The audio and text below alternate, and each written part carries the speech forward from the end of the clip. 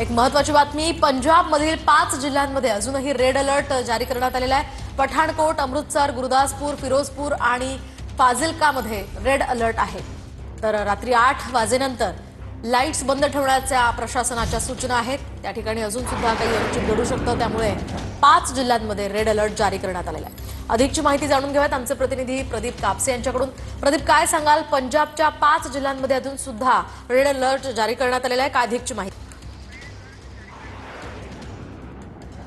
मोहिनी, पंजाब राज्यातले हे 5 जिल्हे जे आहेत, ज्याच्यामध्ये पठाणकोट, अमृतसर, त्याचबरोबर फजिल्का, गुरुदासपूर या जिल्ह्यांचा समावेश होतो। तरण हे 5 जिल्हे जे आहेत जे पाकिस्तानच्या बॉर्डरला लागून आहेत। पंजाब राज्याची जवळपास 500 किलोमीटरची सीमा जी आहे ती पाकिस्तानला लागून आहे। त्यामुळे ज्यावेळेस भारत आणि पाकिस्तान या दोन देशांमध्ये युद्धाची परिस्थिती निर्माण झालेली होती, त्यावेळेस रेड अलर्ट याच्यामध्ये या जिल्ह्यामध्ये देण्यात आलेला होता। मात्र सध्या या जिल्ह्यांमधलं जनजीवन जे आहे ते हळूहळू पूर्वपदावरती येत आहे। 5ही जिल्ह्यांमध्ये शाळा ज्या आहेत त्या सुरू झालेल्या आहेत, मात्र शाळांची वेळ जी आहे ती सकाळी 10:30 ते दुपारी 2:30 वाजेपर्यंतच आहेत। मात्र रात्री 8 वाजेनंतर रस्त्यावरच्या स्ट्रीट लाईट, त्याचबरोबर इमारतीवरच्या मोठ्या लाईट ज्या आहेत त्या बंद करण्याचा आणि स्वतःहून स्वयंस्फूर्तीने ब्लॅकआउट जे आहे ते पाळण्याचं आवाहन जे आहे ते सुद्धा प्रशासनाकडून करण्यात येते। भारत आणि पाकिस्तान या दोन देशांमध्ये युद्धाची परिस्थिती जरी निवळलेली असली तरी सुद्धा सीमेवरती तणाव जो आहे तो आपल्याला पाहायला मिळतो आणि सीमावर्ती भागातीलच हे खरं तर जिल्हे आहेत ज्याची पाकिस्तानला लागून बॉर्डर आहे। या जिल्ह्यामधल्या नागरिकांना प्रशासनानं आवाहन केलेलं आहे। सध्या आपण पाहतोय की अमृतसर शहरामध्ये जनजीवन जे आहे ते हळूहळू पूर्वपदावरती येताना पाहायला मिळते। गेल्या 8 दिवसांपासून रस्त्यावरती गर्दी नव्हती,